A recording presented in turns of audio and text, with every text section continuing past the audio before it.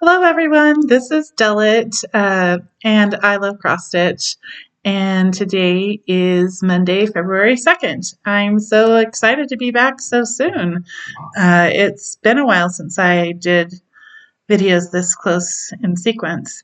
I just did my last video at the beginning of January. Now it's the beginning of February, and this feels like a great way to start off the new year. I started doing cross stitch videos just 2 or 3 years ago in February, so it's like an anniversary for me. Um, there's a glare on my glasses, and I'll try to avoid it, but there's like this narrow little space that's kind of awkward to hold my head at to get it just right for you to see that, and then like it cuts off my head. But if I sit, I don't know, it's hard to find just the right place to sit so you don't have that problem. But then I'm just like staring at myself to try to get it just right. So hopefully you can forgive if I get the glare on my glasses. I am just going to show you some projects that I've been working on. I have had great ambitions to work on a wide variety of projects and start a bunch of projects. And that's not really what happened, but I did get some out so that I would not ignore them so easily. So let me just start off showing you what I've got. I've got a doctor's appointment to run to, so I only have so long. In fact, let me look at my little clock. This will not be a long video because of that. I'll just go fast. Um, so let's see. It's been a while since I showed you. I know that you can't hear me when I move away from the computer, and I was going to bring my microphone so you could hear me without trouble, and my arms were too full, so it didn't make it. So I'll just do the best I can to make sure you hear everything I have to show you. So this pattern that I'm going to show you that I worked on like just a tiny bit, you'll see, comes from the Cross Stitch Collection, which is a British magazine, no longer in print. This is from a while ago. And this is the one, oh, there's such a terrible glare. It's a nice time of day, and I thought, oh, the light will be so nice, but actually, no, it's kind of in the way.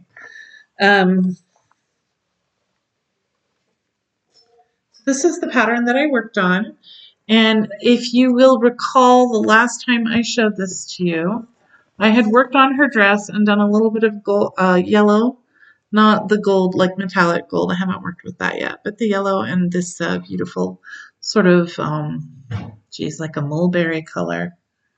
It doesn't look mulberry in the picture. It just looks red, but it's the darker color, and it's well, you'll see.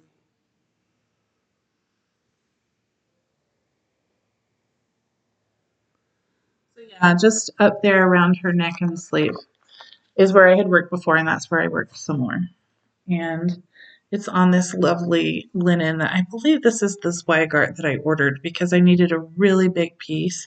I couldn't get the exact kind of cloth the pattern had called for. Like I said, this magazine is from January 2004. So 22 years ago. Yeah, when people on Flosstube talk about their old projects that are from like 2 or 3 years ago, I think that's like a project in its infancy. How about let's talk in decades? If it's under a decade, it's new for me. Um, Here we go. Not all of the fabric is going to be for this project. This over here is going to get cut off. I just haven't done that yet. And at the top too. So you'll see the neckline when I hold this up a little better.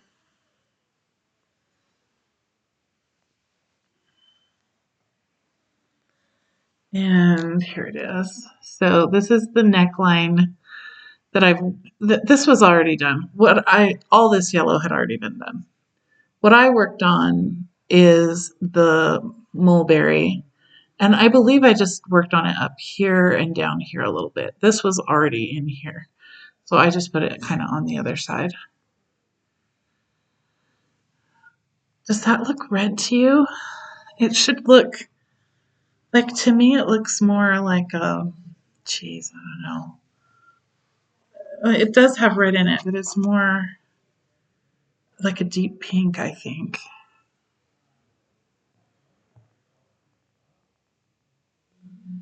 Anyhow, 2 strands over 2 threads, DMC cotton floss.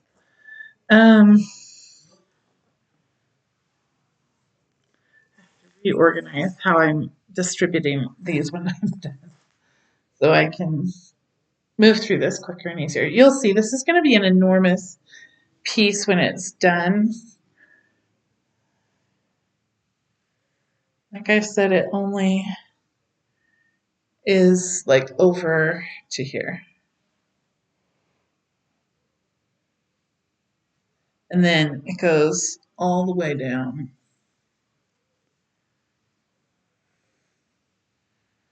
to here. That's that is how tall it is. So it's pretty big. This is, I think, 28 count. Um, just I think it's just an even weave.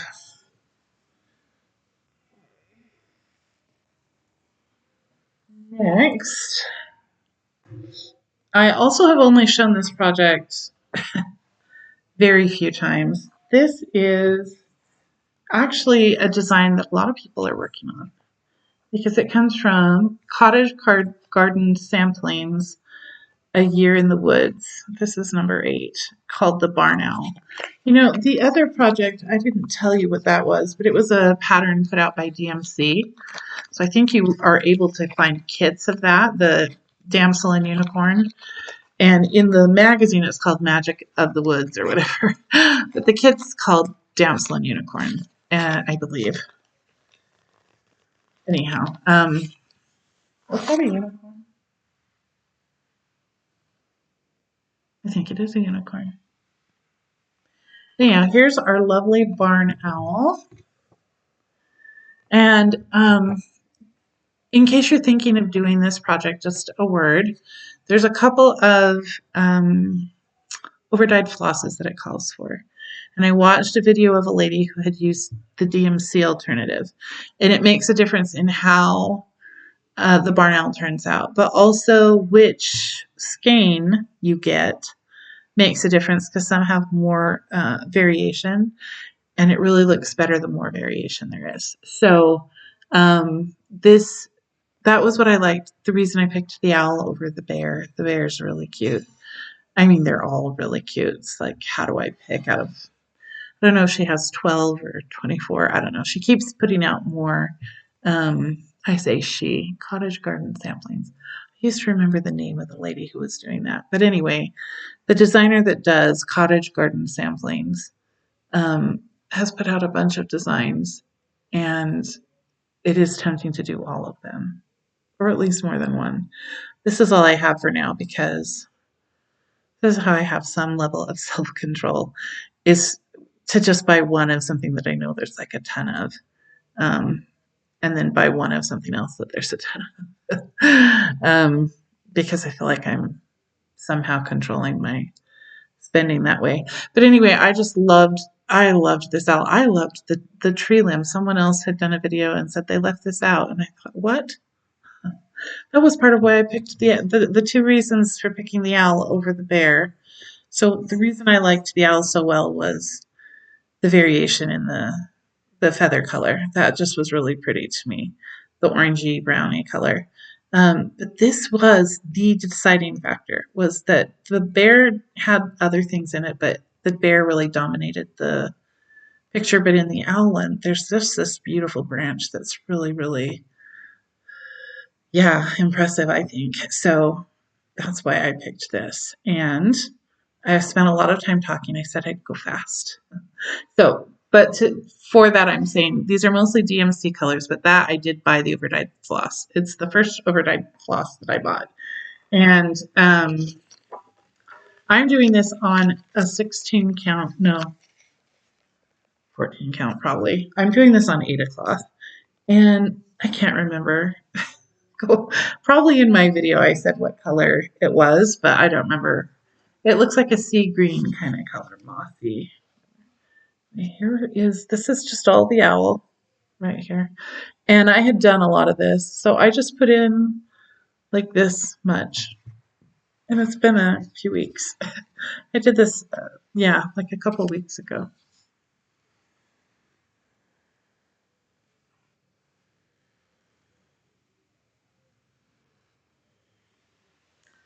So anyway, it's not going to be that big when it's all done, and it's only going to be this big because I did it on Ada cloth. But I thought that design would look just fine on Ada, and I think I'm right. Um, I worked on my This Is the Day sampler. A couple years ago when I started making these videos, I did a video to pick out of my magazine's design. And I picked This Is the Day by Tracy Riffle. And there are other This Is the Day samplers. It's based on a verse of a psalm in the Bible, in the Old Testament.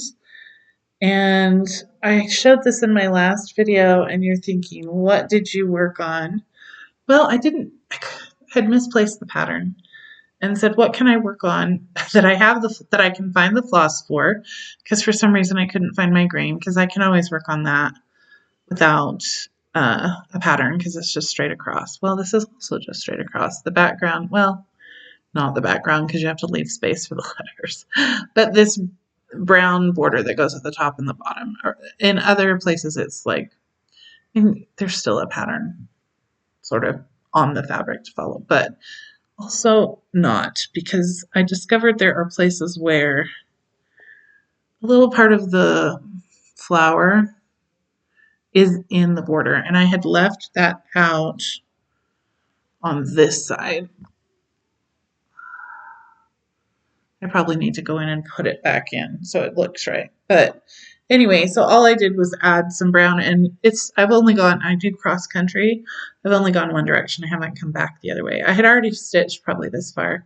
So that's all I added while I sat and watched TV one night. But I got this color that I was missing, so now I can work on my tree, and that's also this part of the border, so I can work on my border some more. That's nice. And like other little things like the beehive and things like that. Over here, I think that's the brown. So sorry I don't have the picture to show you. That's another disadvantage of never developing a great organizational ability. I have the ability, uh, habit. Okay. I worked on my poppies and hummingbirds, but just even less, or about the same, I don't know. Here is this pattern. It's a dimensions kit that my sister-in-law gave me some years ago.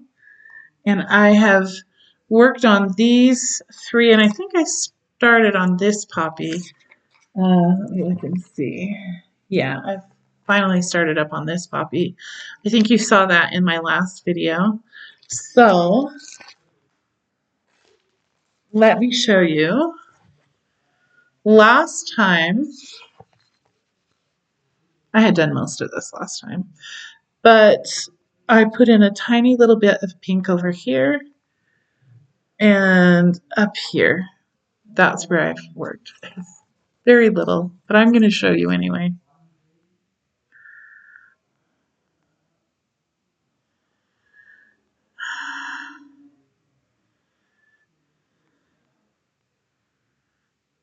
I could have been a politician, you know? Look at everything I've done for you. Even though it's like a little bit. Sorry. It's a bit of a pessimistic attitude. Some people are great that give their lives to public service. This has gotten dirty just sitting out, and I really should get one of those project bags to put it in to not have so much dust. The white really shows it a lot. But this is the napkin that I'm doing with, this is a 321 DMC red, and this is going to be a beautiful little flower vase, beautiful flowers up here. I've got to finish the vase part first, and then the flowers are a lot bigger. And then there's still more border down here. And the ambitious part of me is going to have at least 4 napkins and do this all the way around. But right now I just need to finish this part of 1 napkin. And most of this was already done in the last video, all the way up through here. And that's like what I did, that tiny little bit right there. You see that? But notice this is like a really small hole to go in.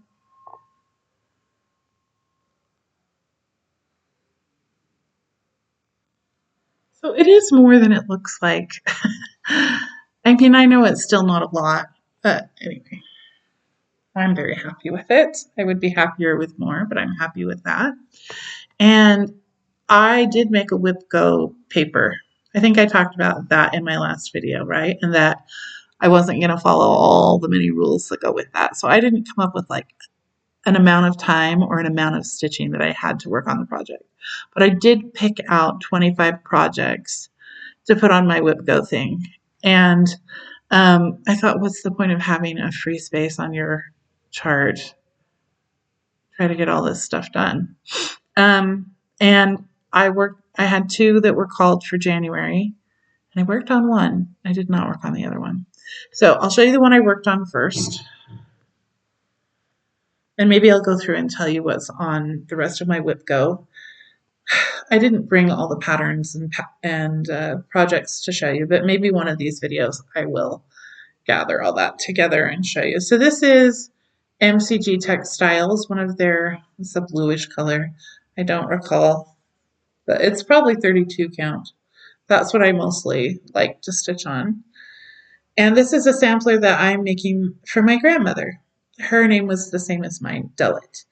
And she's been dead for almost 30 years, but she lived in this wonderful old farmhouse near Winchester, Virginia. So I'm putting Grandma's farmhouse on here. This is the upper story, and these little spaces are for windows. So this is just the space in between. And there's a whole bunch more to the sampler once I get that done, but first I got to do the house. And that's most of the pattern, the house and the tree. Mom says they had a walnut tree, so, and my sister said, yes, you got to put the walnut tree in there, and so, which I think is great. I love that she had a walnut tree.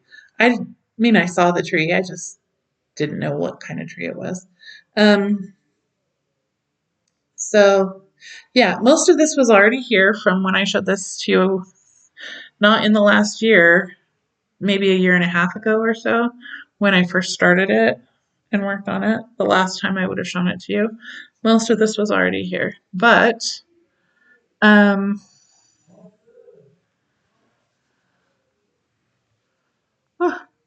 I added more like in the middle. I think on both sides of these I worked on both of them. But I think I decided I need to put some more. The house needs to go this way a little more for this window to be the same size as the other 2. For it to all be like proportional and look right. That's just DMC Blanc. 2 threads over 2 threads. So most of the colors I use are DMC. So the other one that got called in January, so you know, they called 7 and 22, I think, for January. So I worked on that one. And the other one was my Poppy Lady, which I think I'm going to turn into a pillow when it's done, but don't hold me to it if I decide to frame it or something. And I did not work on this. I did get it out to work on it yesterday. I was going to want to work, I wanted to work on it sooner, but yesterday was the soonest I got it out. But I looked and looked and could not find the floss for it. I have it. I probably have more than one of each, but couldn't find it. And when I was at the store on Saturday, I looked for some ecru because I knew I had some ecru in here to fill in over here. And they were out of ecru. The Hobby Lobby in Orem had gotten more floss in from last time I was there. And they had plenty of white and black and 321 finally. But I couldn't remember how much 321 I needed, so I just didn't get the 321 when they finally had it. But yeah, they did not have a crew, which was what I was hoping they would have. That's how it always works for me, or almost always. Now and then, no. And I started a new project. I've been been thinking and planning this project since I started my Anne Marie Bendixson Hansen sampler. Not since I started it, but sometime thereafter. But probably at least the last 6 months or so, maybe longer. I've been thinking about doing a sampler for Anne Marie's mother, Karen Jensen, who died when Anne was still a child or a teenager, maybe. I'm trying to remember how old she was, but in any case, her mother, I lived her whole life in Denmark, so I wanted her sampler to just completely reflect that. Anne's has some elements to like symbolize her Danish origin, but it has like the prairie rose because she died on the prairie, and it has a flying goose border in there because she died at Goose Creek. And I thought a flying geese border is a very classic like quilt pattern, and that I totally think of that as being something to associate with pioneers traveling across the prairie and the Midwest and the 1800s and all that. So anyway, but what I decided to put on her mother's sampler, I was going to do it on the same fabric that Anne's is on, which is kind of a cream color. And it's a hopscotch linen. Well, I'm doing a white cottage. Yeah, that's not going to show up well enough. I've learned my lesson with white. Don't do it on a background that's too light. So you should be able to see that even from here. When I have a whole bunch of white, it will show up better. But um, in person, it's not so bad as on this screen. This is the kind of, I decided on a cottage that has like the brown wood that makes patterns on the stucco, the white stucco with the dark brown or black thatched roof. Um, so that's what I did. I started that, and then I'm gonna put like some hollyhocks. Just going off of pictures I saw of Danish cottages, hollyhocks and some grass with a cow in it. A pretty sun, I think, and I don't know what else. Maybe a tree or something. Oh yeah, I was gonna do an apple tree. Um, just it makes me think of like a farm. So I don't even know if her mother did live on a farm. And I'm thinking maybe not, because the group that came across that Anne Marie was part of knew nothing about animals.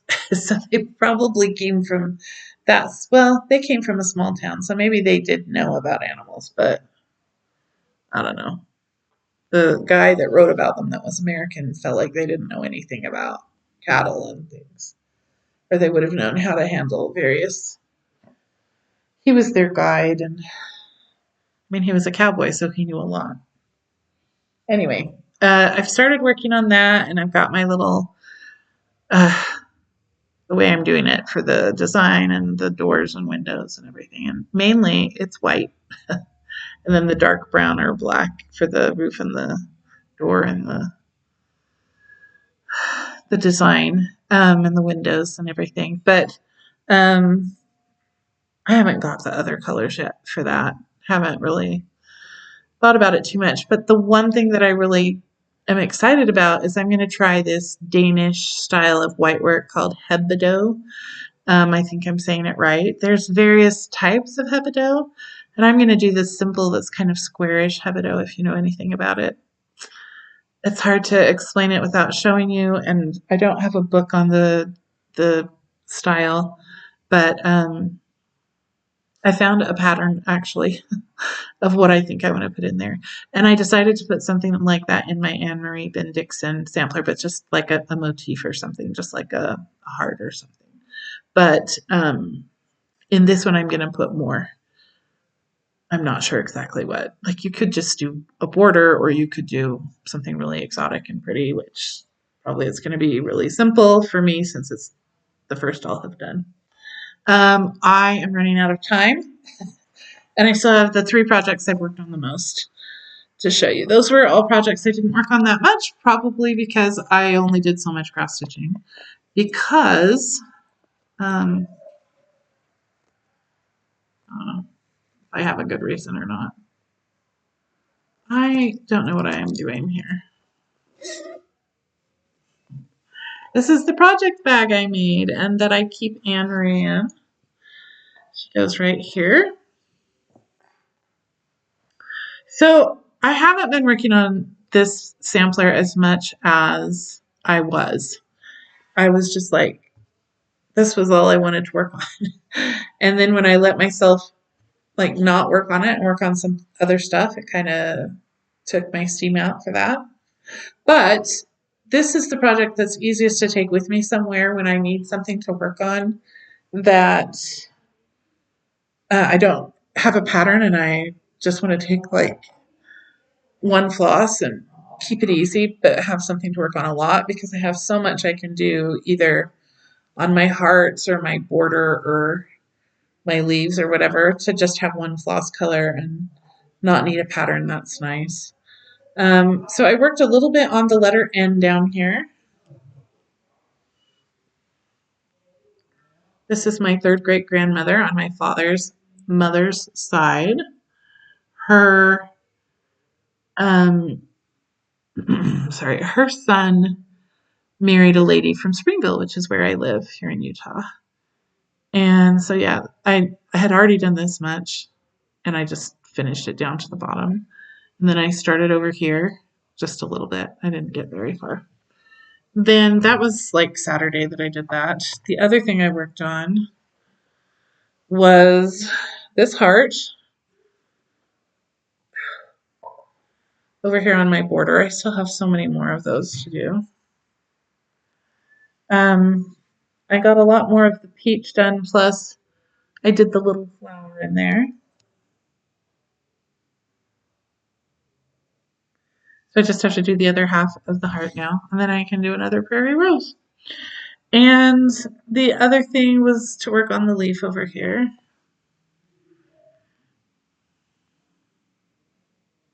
I just put a little bit in up here. I'm not sure. Right now it doesn't look like it needs to look at the end. So we'll see what I need to do to change it to make it all look good. But right now it looks really strange. And I know I was so excited to get started on the vase and I haven't worked on the vase. Anyway, that is what I did do. Like I said, I did not work on this as much. I want to keep my needle with my fabric. So let me stick that in here. We'll put it in this bag. I can't imagine if I had all of my projects in project bags, how much that would weigh to carry them all at once. It's a lot easier to just like make a stack of fabric and bring it in here.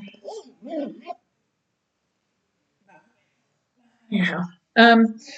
I also worked on, and I didn't grab the picture to show you this project for my mother. She did the vase and of flowers, and she had done part of the border, but we took that out, and I've been putting it back in for her. And I showed this in my last video. And you're thinking, what did you do? But I actually did work on this a certain amount. I made a real effort to try and work on this a lot. I don't know if you can tell what I did. I'll have to point it out. I'm just letting you get a look at it for a moment, and then I will point it out. I'm going to have to fold it to point it out. My arm gets tired just holding it up. Oh, what a complainer I am. But anyhow, it does. On this side, over here,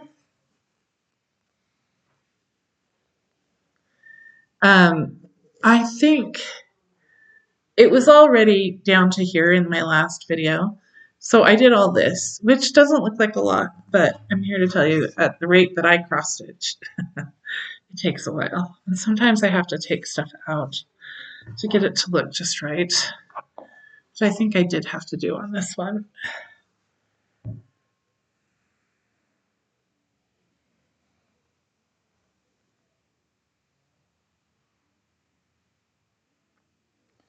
It kind of is blurred in there, and maybe I'm holding it too close. And then on the other side, I did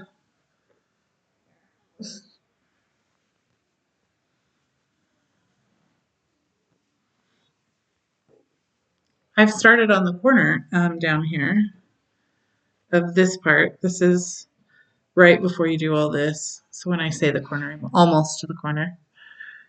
But yeah, I don't think I did most of this.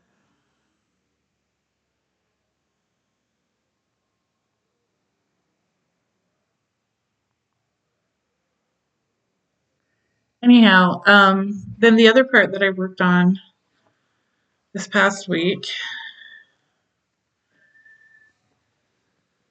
not this week yet, early in the week, I will work on this. Um, Down at the bottom and then again on, yeah, mostly I'll be working on the bottom section when I work on this.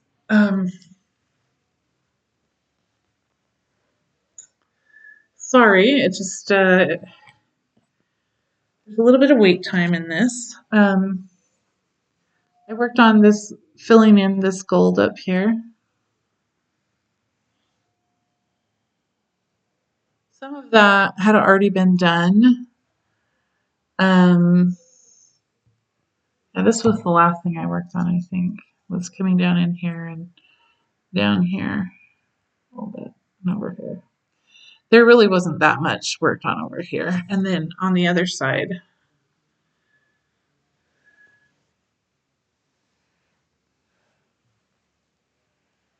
yeah, ignore the stain on the fabric. That'll get washed out or be folded under when it gets framed. I worked, I'd done some of it, but I worked on this over here, I think, actually, is where I worked. This was already mostly done. This is where I worked.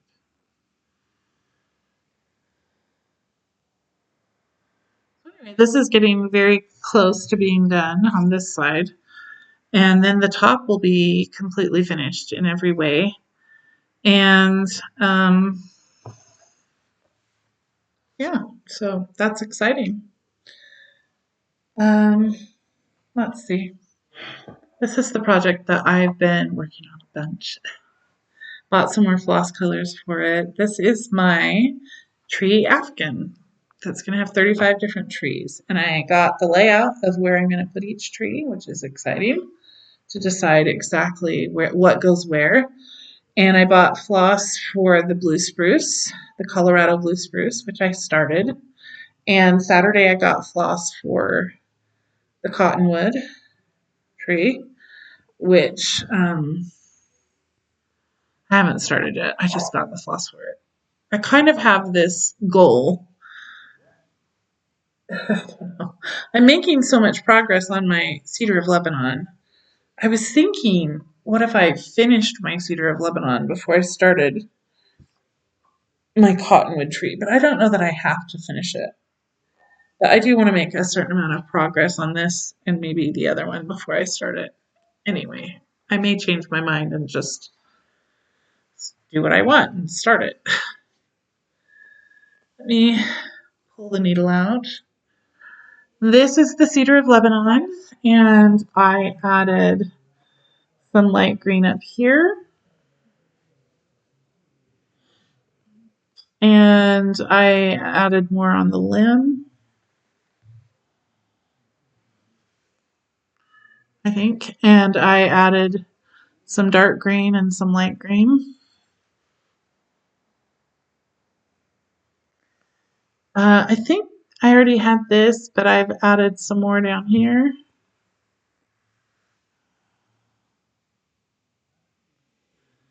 And I realized I need to take some out over here. I don't know if I mentioned that before, but also some up here, I think. So yeah, I'm excited to work on that more. Let me show you my start on my blue spruce. And then I'll show you the floss for that and for the cottonwood. And then I gotta run to the doctor. So, but first things first, right? Cross stitch or die. Um, like those state mottos. That is it. I don't know. Some of those original states have some pretty good ones. Like, don't tread on me. That's a good one. Don't you feel like saying that sometimes when people are like tailgating? Don't tread on me.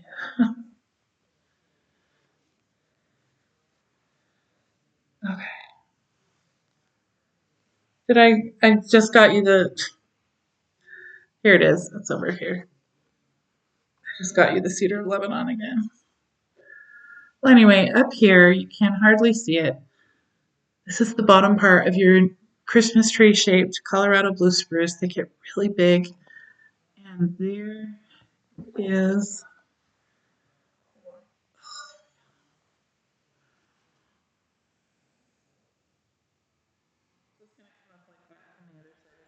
it goes up really tall and they're really full and thick, and you hardly see the trunk or branches at all. It's almost all spruce. And I was curious why they are blue.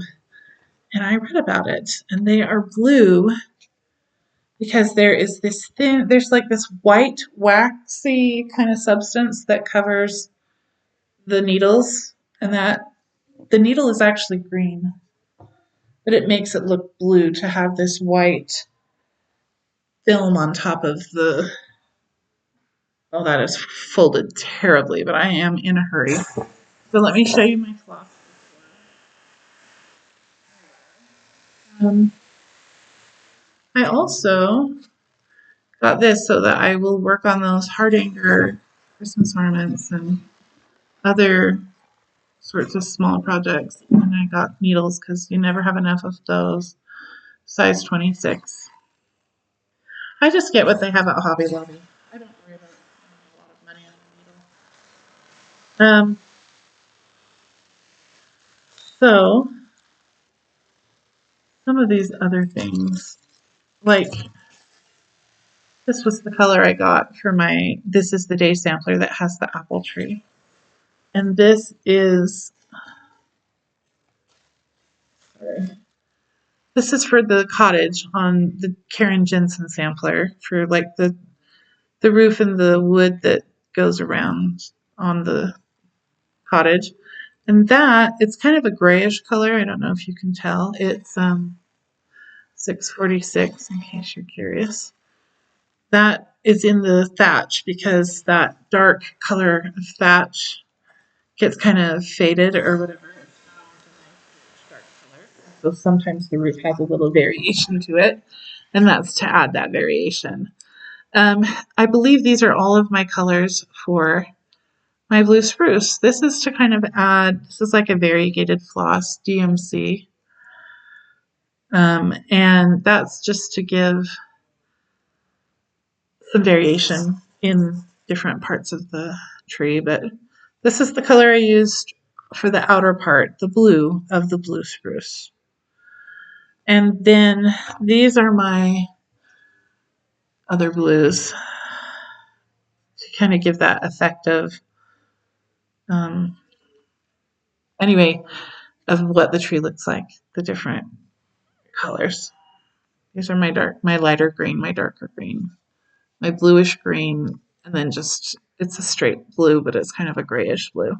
Anyway, about the blueness of the blue spruce, your new parts of your blue spruce are what tend to have the white waxy stuff on it more, so it looks more blue.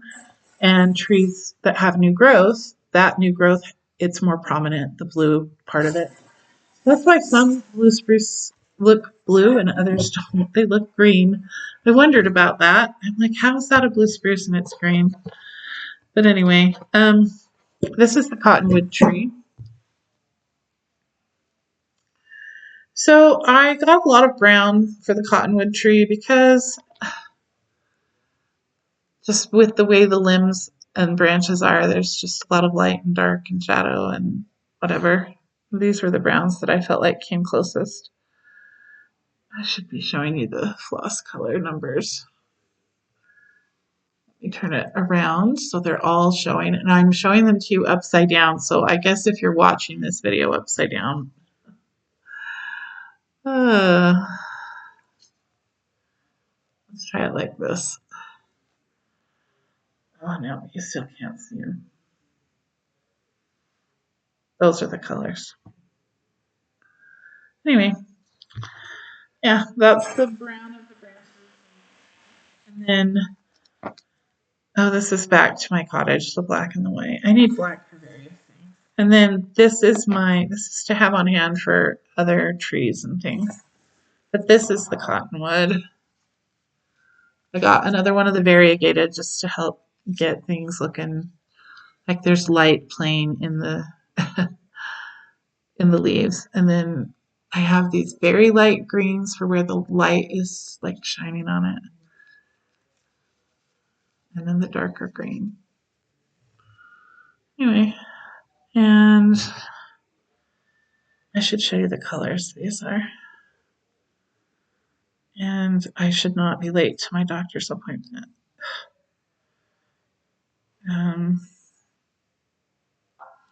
It's not like down the street. I have to drive to the next town over. That makes it sound like I live in the countryside. I don't. I just, when I moved to Springville, did not want to give up my doctor, so I drive all the way back to that town. I usually have an errand that needs to be run over there, so I don't mind. I lost my medical coverage, and so I haven't been able to go for a while, so I am actually excited to get over there since I have medical coverage starting yesterday. And now I can go get my prescriptions filled. Anyway, that's it. I got this cute little box at Hobby Lobby to keep all of my stuff in so that when you see my next video, I'll be so organized you'll faint. Have a good month of February.